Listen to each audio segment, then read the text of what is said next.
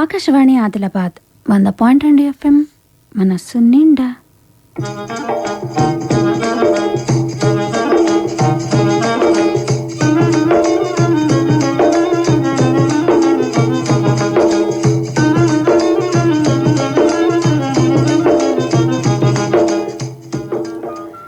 కిసాన్ వాణి కేంద్ర వ్యవసాయ రైతు సంక్షేమ మంత్రిత్వ శాఖ వారి ప్రాయోజిత కార్యక్రమం.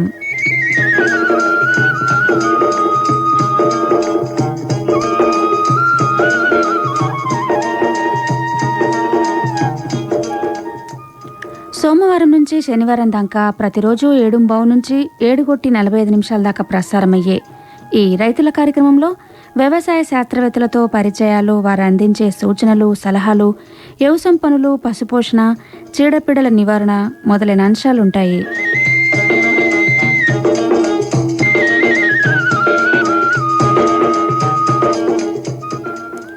ఇయాల్టి కిసాన్ వాణి కార్యక్రమంలో ముందుగా రైతు అంతరంగం శీర్షికన సోయాబీన్ సాగు గురించి నేరడుగొండ మండలం తర్నం గ్రామానికి చెందిన తోట ఆడేళ్లుతో పి అశోక్ పెట్టిన ముచ్చటుంటది. हर जोखिम से निकल कर फसल आए, सुरक्षित हो जाए, फसल बीमा से हर किसान अब आत्मनिर्भर हो जाए। संकट के समय प्रधानमंत्री फसल बीमा योजना किसानों के लिए वरदान है। अब सूखा पड़े या बाढ़ आ जाए कोई डर नहीं, अब ओले पड़े या कीट पतंगे फसल खा जाए कोई फिक्र नहीं, क्योंकि हमने लिया है प्रधानमंत्री फसल बीमा। बुआई से फसल कटाई तक हर जोखिम का दावा, न्यूनतम प्रीमियम पर अधिकतम भुगतान का वादा। योजना से हर साल जुड़ रहे हैं 5 करोड़ से ज्यादा किसान। अब आपकी है बारी। नजदीकी कृषि कार्यालय, सहकारी समिति, बैंक शाखा, अधिकृत बीमा कंपनी या जन सेवा केंद्र में स्वेच्छा से करा सकते हैं पंजीकरण। फसल बीमा पोर्टल या फसल बीमा ऐप द्वारा भी कराया जा सकता है पंजीकरण। प्रधानमंत्री फसल बीमा योजना, आपकी फसलों का संपूर्ण सुरक्षा कवच। कृषि एवं किसान कल्याण मंत्रालय, भारत सरकार. ఇది ఆకాశవాణి ఆదిలాబాద్ 100.2 FM నుంచి ప్రసారమవుతున్న కిసాన్ వాణి కార్యక్రమం వింటున్నారు. ప్రతి సోమ, గురు, శనివారాల్లో ప్రసారమయ్యే రైతు అంతరంగం శీర్షికన కిసాన్ వాణి కార్యక్రమంలో ఈరోజు సోయాబీన్ సాగు గురించి, అంటే సోయాబీన్ని ఏ విధంగా విత్తుకోవాలి, చీడపీడల నివారణ ఎట్లా చేయాలి, అధిక దిగుబడులను ఏ విధంగా పొందవచ్చు అనే విషయాల గురించి, సోయాబీన్ సాగు గురించి నేరడుగొండ మండలం తర్నం గ్రామానికి చెందిన తోట ఆడేళ్లుతో పి అశోక్ పెట్టిన ముచ్చట ఇప్పుడు. నమస్కారం తోట ఆడేళ్ళు గారు. నమస్కారం సార్. నమస్కారం. చెప్పండి, మరి మీకు మొత్తం ఎన్ని ఎకరాల వ్యవసాయం భూమి ఉన్నది, మరి అది ఏ రకమైన భూమి? నాకు మా తండ్రి పేరు మీద 2 ఎకరాల పాస్బుక్ ఉన్నది, పట్టా భూమి. ఇక మా తాతలను అప్పటి నుంచి కొట్టిన భూమి మిగతాది. మాకు 5 అన్నదమ్ములం, 3 ఎకరాల చొప్పున వస్తుంది సార్. సర్వే కూడా చేశారు గవర్నమెంట్. ప్రస్తుతం మీరు 5 ఎకరాలు సాగు చేస్తున్నారు? ప్రస్తుతానికి ఇప్పుడు 5 ఎకరాలు సాగు చేస్తున్నాం. అయితే అది ఏ రకం భూమి, అంటే ఏది నల్లరేగడ, ఎర్రడ, ఏం చిలక? అది నల్లరేగడ సార్. భూమి మంచిదే, సదరు ఉంటది, కొంచెం బరకం ఉంటుంది, నల్లరేగడ ఉంటది. ఇక మొత్తానికి వాగులు, వర్రలు ఇట్లా పారేది కాదు సార్. ఇక ఉన్నది చెప్పబడితే మంచిగా ఉన్నది సార్. భూమి మాత్రం మంచిగా ఉన్నాయి, కానీ మాకు పెట్టుబడి సాయంకు అందాక బగ్గ వెనకబడిపోయి ఉన్నాం సార్. మా పరిస్థితి అట్లున్నది. ఈ 5 ఎకరాలలో ఈ సంవత్సరం, అంటే ఇప్పుడు ఈ ఆనాకాలంలో ఏమేం పంటలు వేసినాం? ఈ 5 ఎకరాలలో ఈ సంవత్సరం నాకు ఇక సుమారు వాటక సోయ ఓషత్ అని చెప్పి సోయ ఓసి కంది సాలు వేసిన. ఈ వర్షానికి కంది సాలు చనిపోయినాయి. ఇక కొంచెం నీరు పట్టి కూడా ఏడాడ సోయ కూడా చనిపోయింది. ఉన్న కాడికి దేవుడు ఇచ్చిన కాడికి ఉన్న కాడికి మంచిగా ఉన్నది. ఏ రకాలు అవి సోయా రకం? ఒకటి 2 సిడీలేమో ఈగల్, ఇంకొకటి కార్యజమ. అవి 2 ఈ రకాలు 2 పెట్టినా. మంచిగా అనుకున్నట్టే మొలిచినాయి?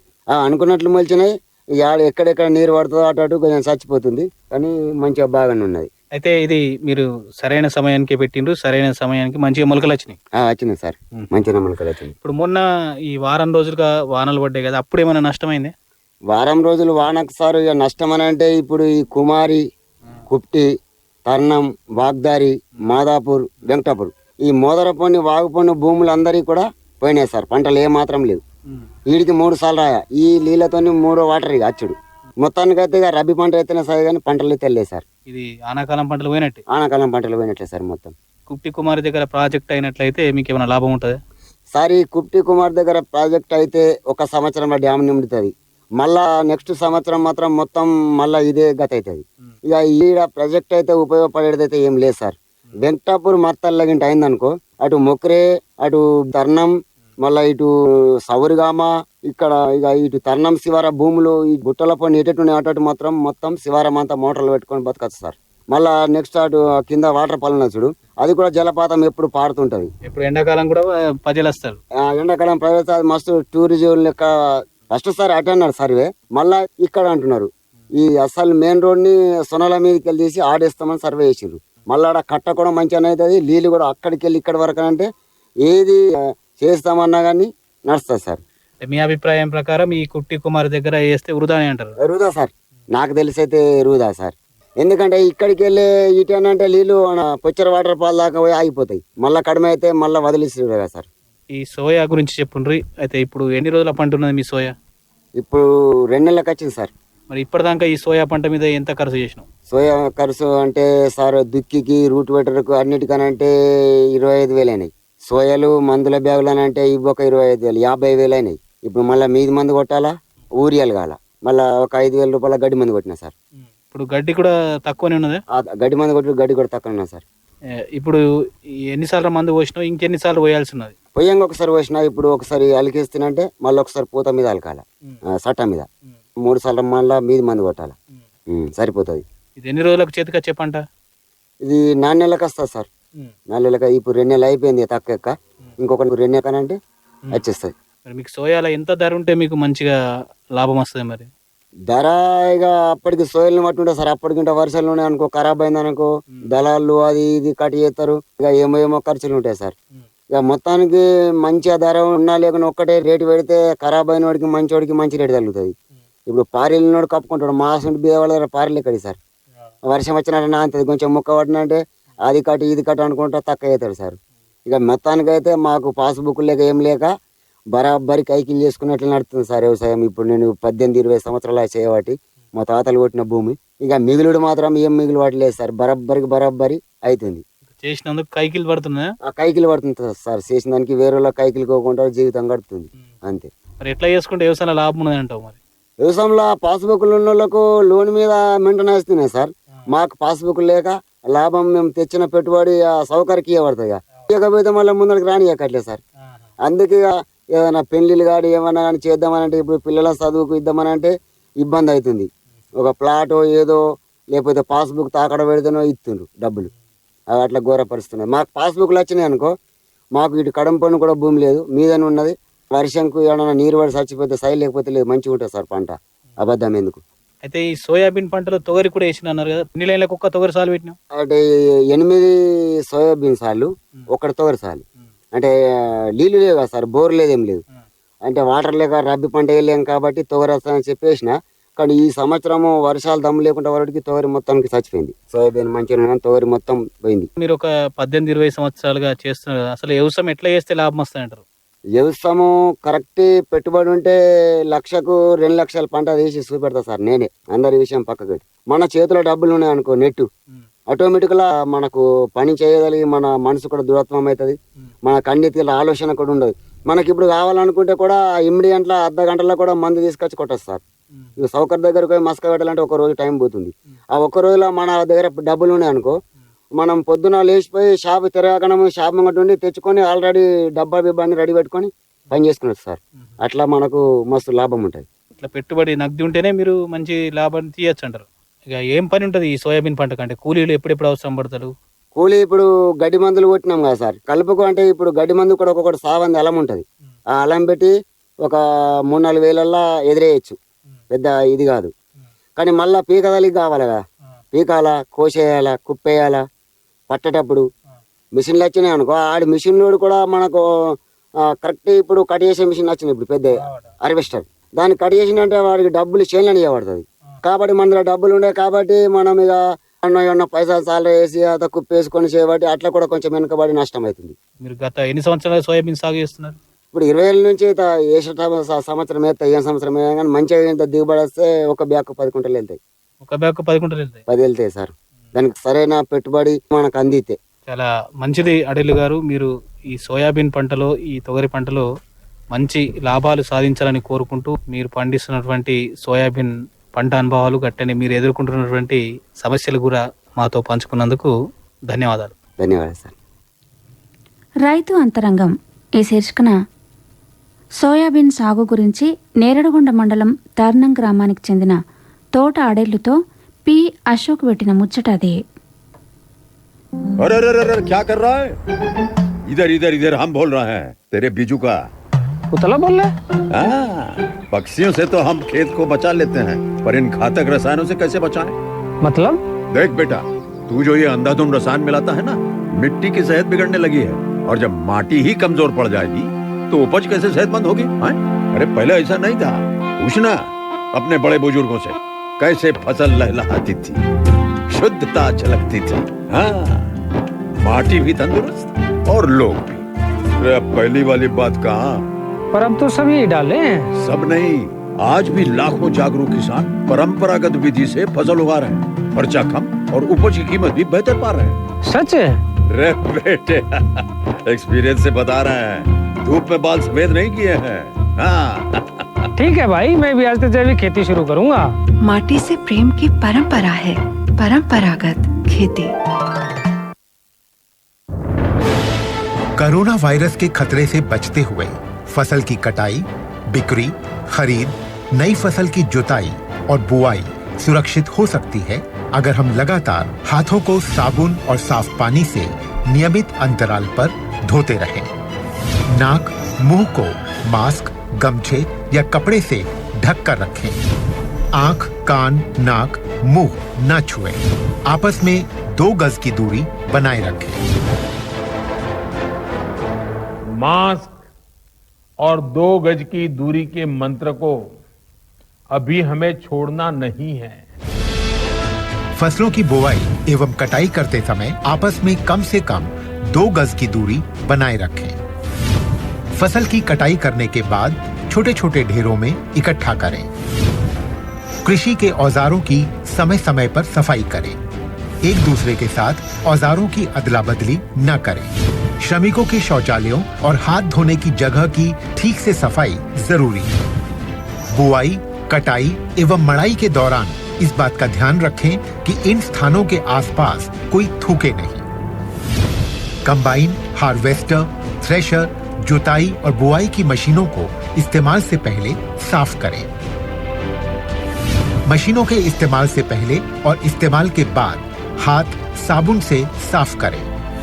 वाहनों, बोरियों, थैलियों और पैकिंग के दूसरे सामान की साफ सफाई पर भी खास ध्यान दें। खरीद केंद्र पर आने से पहले किसानों एवं श्रमिकों की जांच। खरीद केंद्रों पर भीड़ न लगाएं एवं किसानों को बारी बारी से बुलाएं।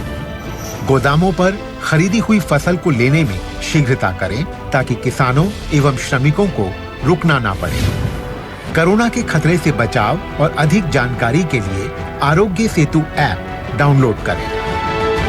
देश में खाद्य सुरक्षा के ये सिपाही भोजन की निरंतर उपलब्धता को सुनिश्चित करते हैं। किसान स्वस्थ रहें तभी हम कोरोना वायरस से जीत पाएंगे, आगे बढ़ पाएंगे। किसान सबल, देश प्रबल।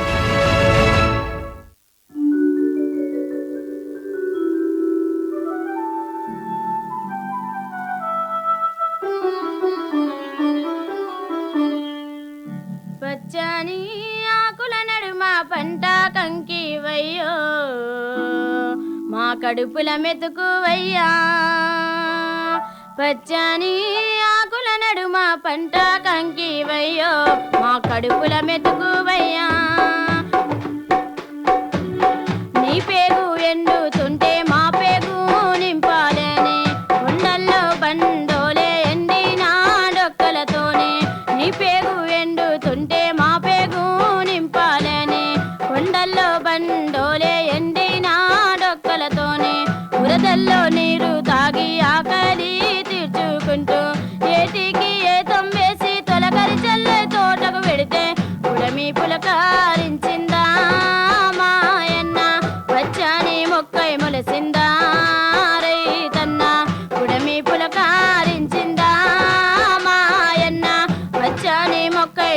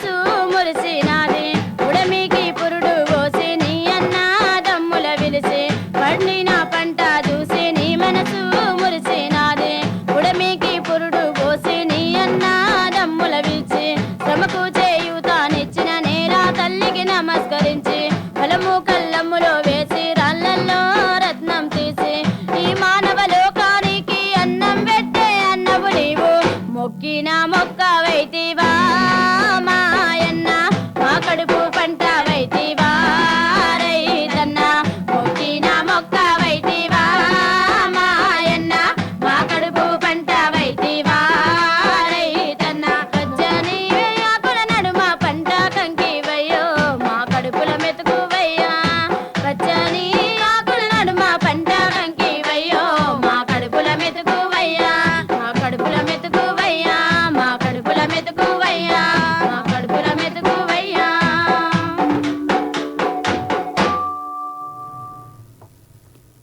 ఇది ఇయాల్టి కిసాన్ వాణి కార్యక్రమం.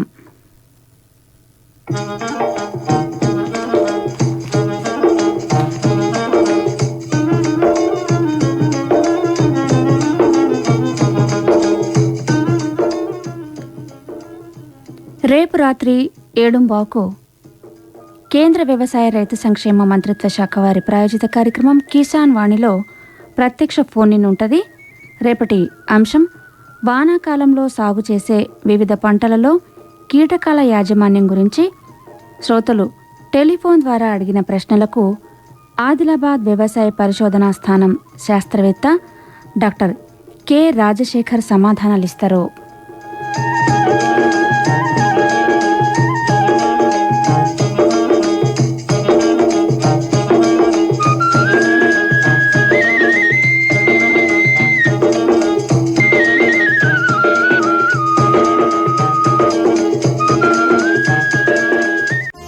ఆకాశవాణి ఆదిలాబాద్ 100.2 FM మనస్సు నిండా.